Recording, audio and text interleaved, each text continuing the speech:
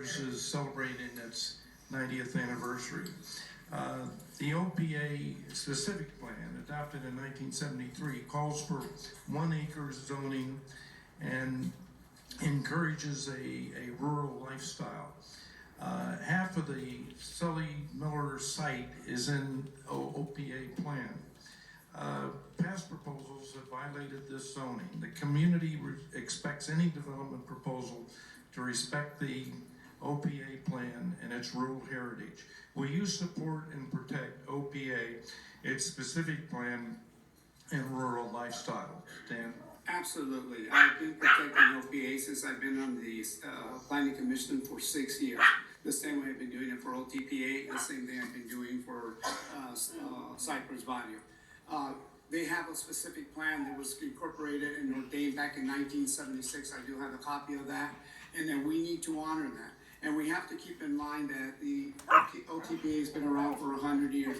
Now, you might not like them, you might not, but you need to support them and you need to respect them. They have worked very hard to make sure that they've kept their city intact. So we have to make sure that we follow their guidelines. I was the one that in the Planning Commission that turned down the Rio Santiago project. They were trying to create this godly, forsaken, over-expanding a specific plan. The only way we're going to do that is by effectively having an open communication with OPTA to make sure that their specific plans put into use. The OPA specific plan was put into place well before this next council that will be elected, and well before every other council that's come before us.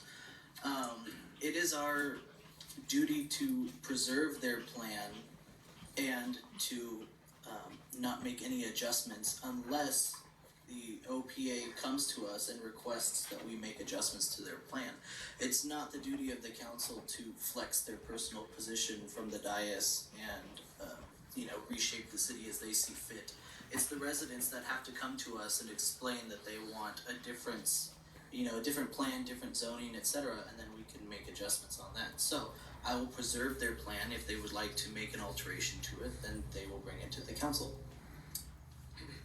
Any plans that come before the current, or I guess it would be the next city council, that are dealing with any type of development out there have to go hand in hand with not only the general plan, but make sure it actually adapts and adjusts to the OPA specific plan. Keeping the rural lifestyle is imperative. You're my neighbors in OPA. I live right over across from Albertsons on the back side, so I understand that very specifically. I like seeing horses at Wise Guys tied up to the bike racks. I like making sure that we have that feel out there, and I also love that it's not overburdened with traffic or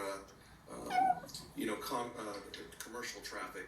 So making sure that everything, any type of development that occurs or is proposed out there must go hand in hand with good planning, outreach, communication with any shareholders, stakeholders, within the community.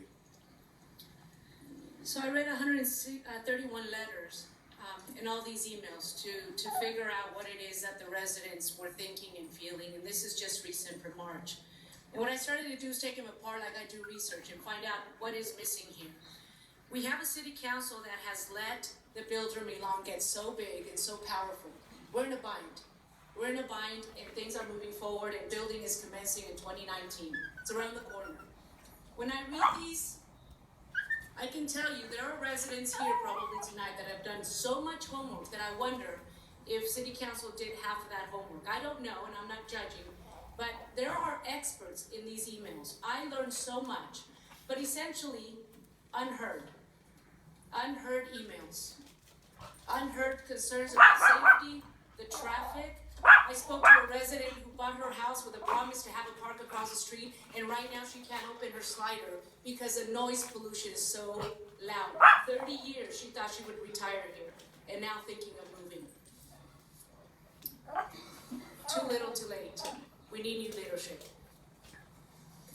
Any development in this community needs to be guided by the general plan and any specific plans that may be,